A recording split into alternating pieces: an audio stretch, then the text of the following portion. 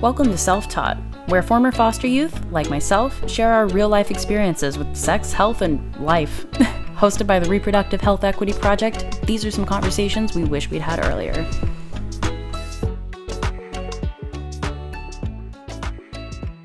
Thank you guys for coming for our big season finale, where we wanted to talk about parenting and reparenting by bringing some of y'all former foster youth who are now present parents, and figure you guys are the subject matter experts.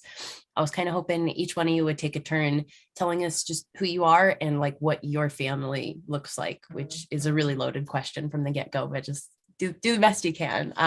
Phillisha, would you start for us?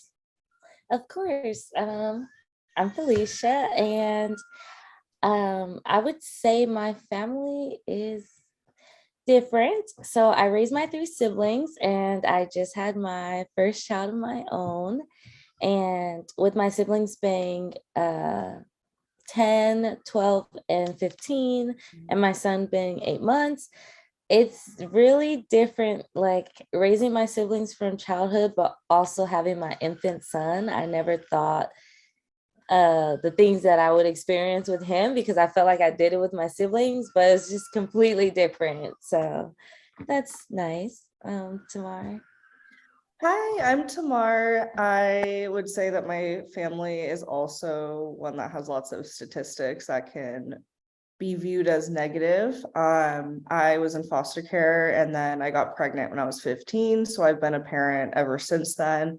And I'm also a first generation college student. So navigating being a young parent, going through school, still going through school as my son is now currently facing those challenges as he just started kindergarten this year.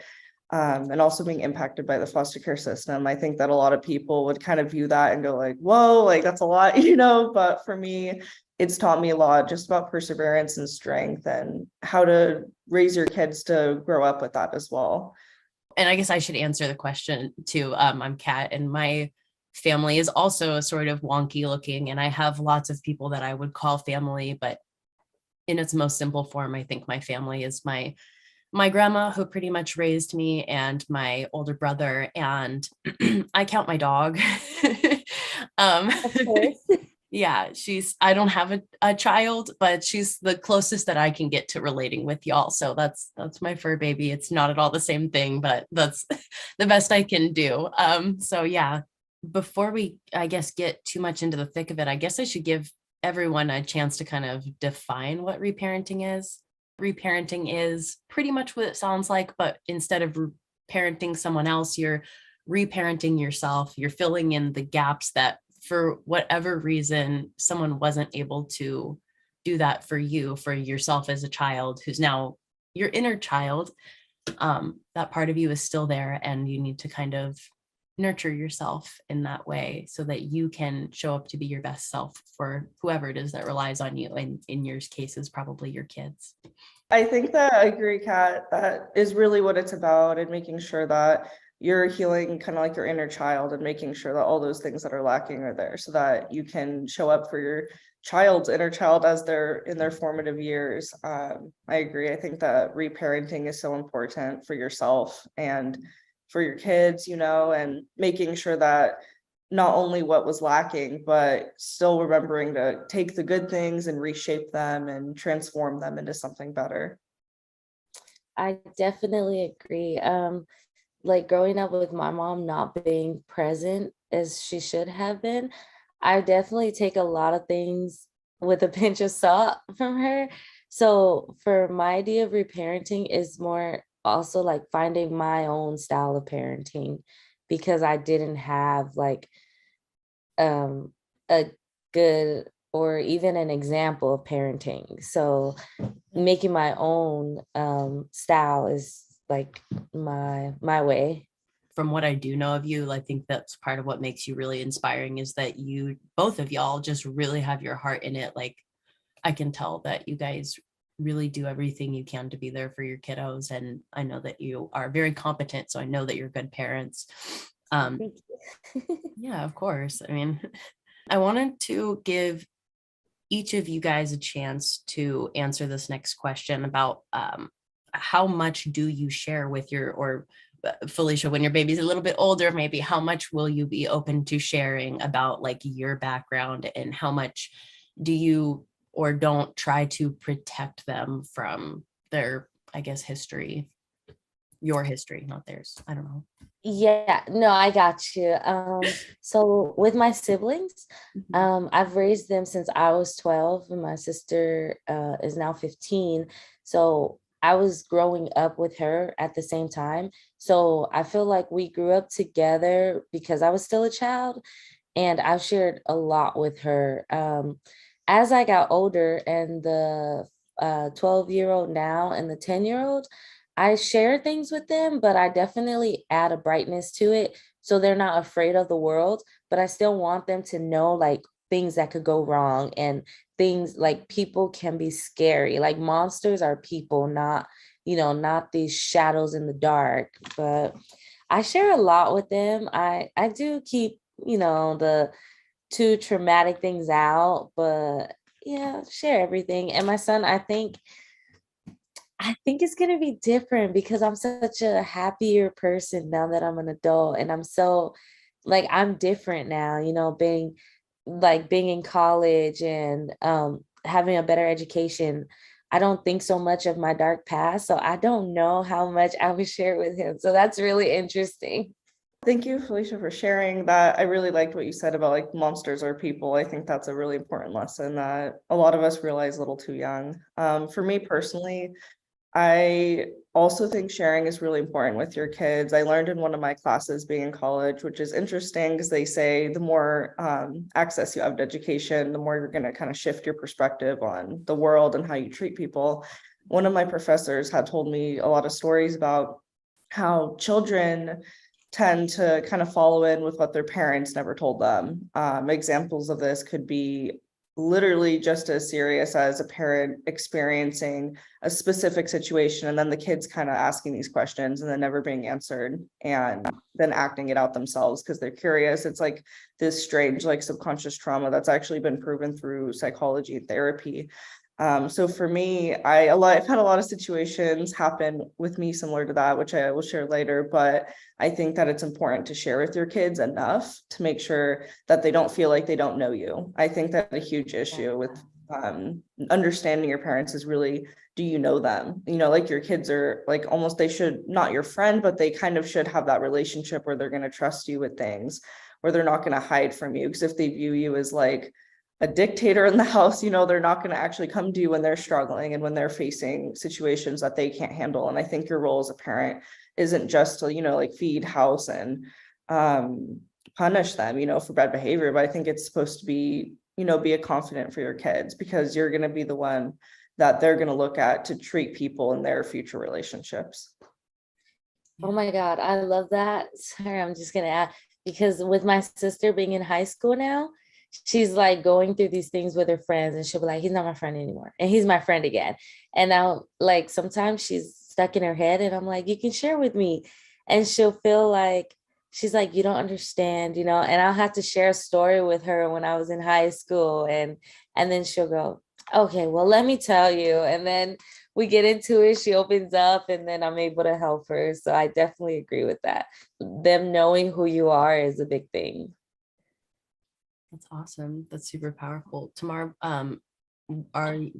would you be able to think of an example of what you're talking about with like what you were saying before? I think you were speaking to the idea of like this generational trauma that people are reliving without knowing it. And it sounded like you were saying by sharing what that generational trauma is the way to be aware of it and to kind of break that cycle. It could be in your own life or just theoretical example of how that might play out. Yeah, so I grew up, so complicated, but in short story. So basically I grew up with my mom when I was very little, and then I was placed into foster care and then placed back with my dad. And my dad was never really like in our house. Like my parents, it's kind of crazy, are still not divorced. They're still married legally because I don't even know, but I haven't seen her since I was taken when I was, I believe, 8 or 9. And my dad is still in her life.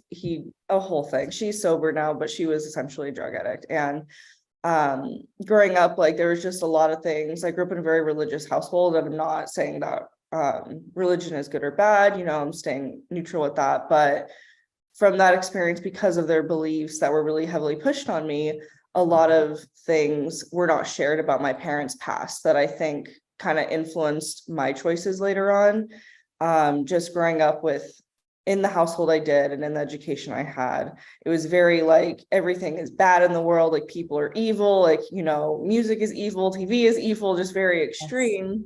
Yes. And I thought kind of my parents were saints, but then coming home every night, you know, there was so much abuse going on. And you know, like not having my dad really live with us, but then be in the home at the same time and just being there, but not, and then seeing what my mom was doing was very confusing to me as a child.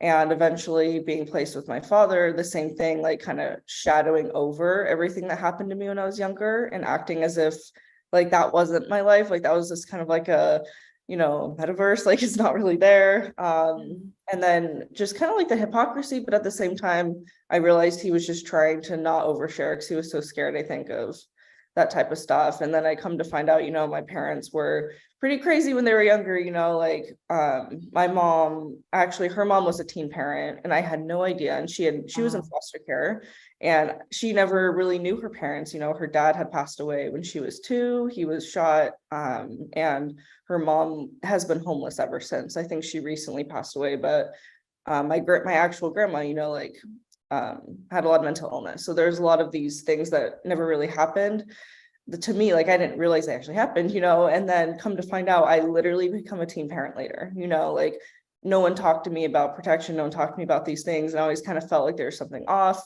and come to find out that. And with my dad, he grew up in a relatively normal family.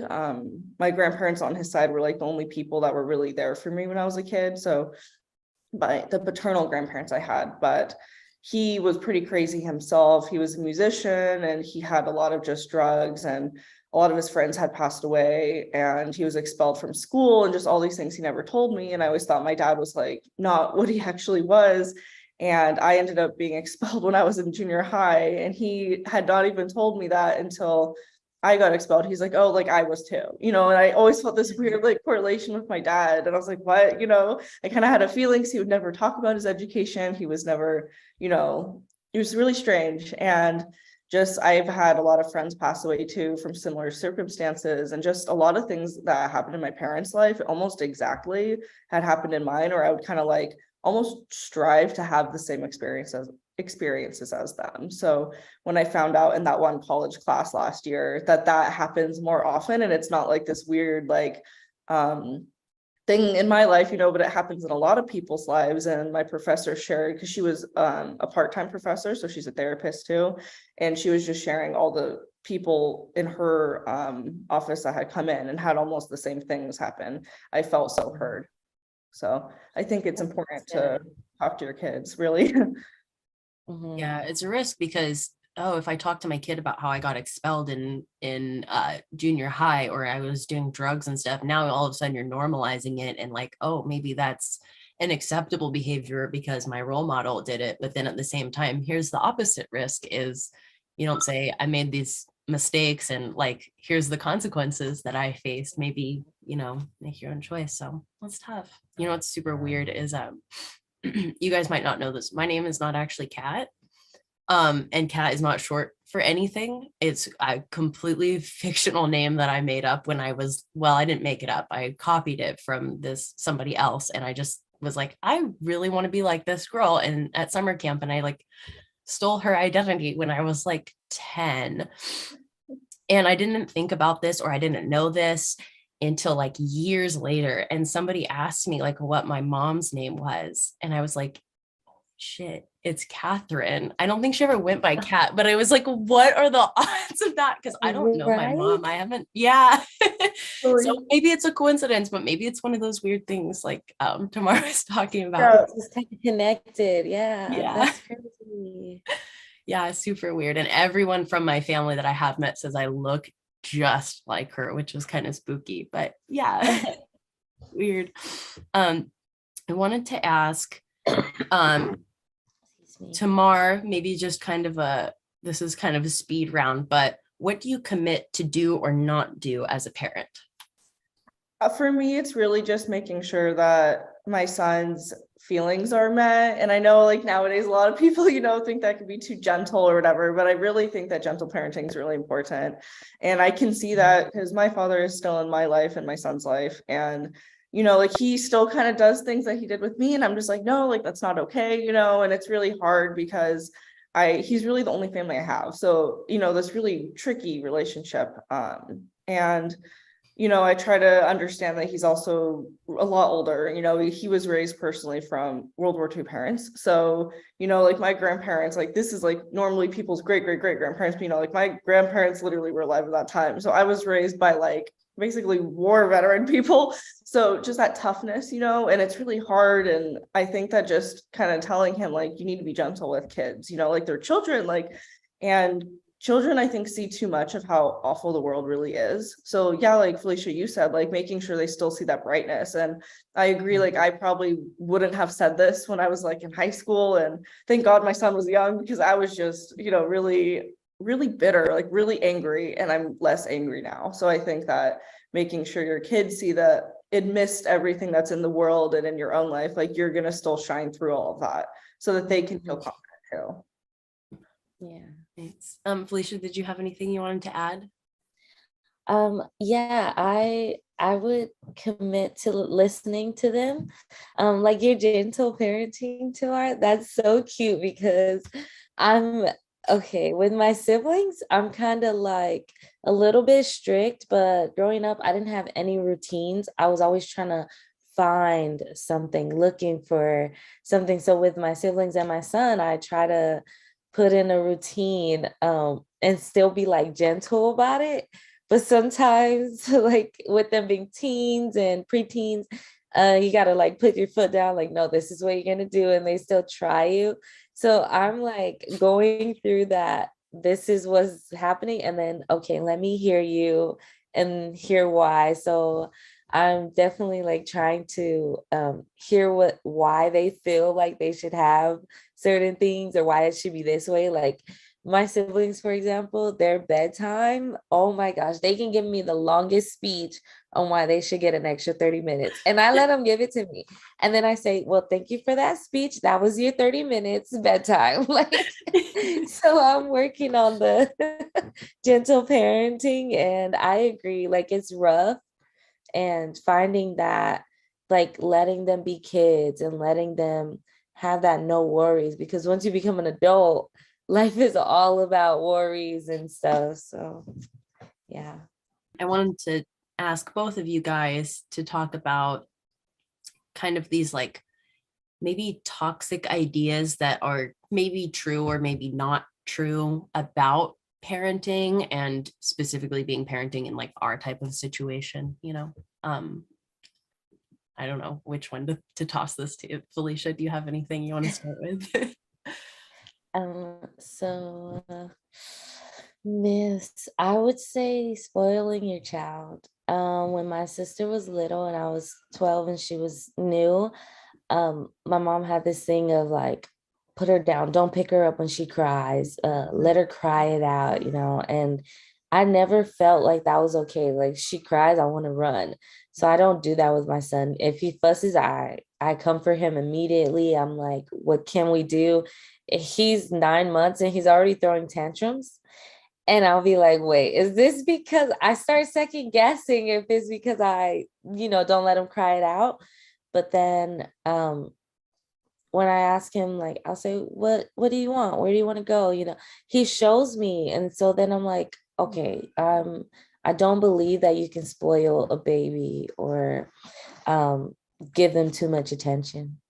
There's unfortunately not a super conclusive rule book that we have on what the best way to do parenting is. So it's so hard. Yeah. And I think the best thing you can do is just, let me tell you the best thing, right? Like I know, but the best thing you can do is just go with your gut, because I feel like you know better than anybody. So yeah. You know what, Kat, though, when you have an animal, they're just like, I have doggies and they're just like kids, except they can't talk. So you actually have to pay more attention to them because they can't tell you like, I don't feel well, right? You just have to like look in their eyes and go, oh, something's not right. Like pay attention to the character. So I like you have an understanding. I like to think my dog is special among dogs, but yeah. Yes. Tamar, how about you? That's so Toxic ideas? Oh my gosh. I agree. I think that just going back on really, like the age appropriateness of things, like babies are going to be a lot different, have different needs, and like a preteen and a teenager and an adult, like people think that parenting stops when your kids are 18, like it doesn't, or shouldn't, like if you're bringing a life into this world, like I said, you're kind of like their confident, like you're their mentor, like that doesn't just end. But I think that some toxic things. I mean, I personally think that every parent should just have like, I don't know, like take a child development class when they're pregnant. Like Oh we my have like yes. different classes available. I'm like, they should like add in like child development, like really they should. But I think that just making sure that you're not doing things that make you feel wrong, like things in your childhood, like like even though you don't have a child right now, like you still have the understanding of what you grew up with, like I think everyone is really equipped to be a parent, like it's in our DNA, as especially women, like we were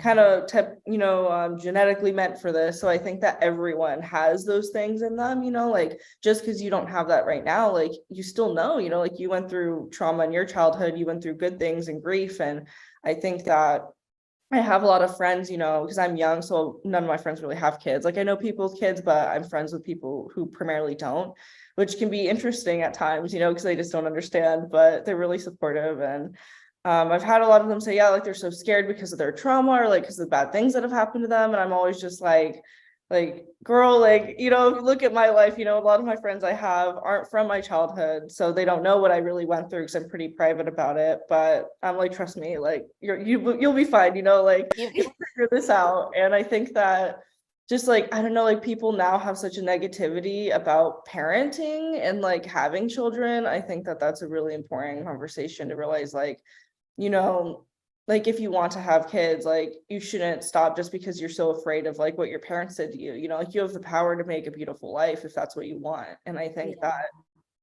to there's change the cycle.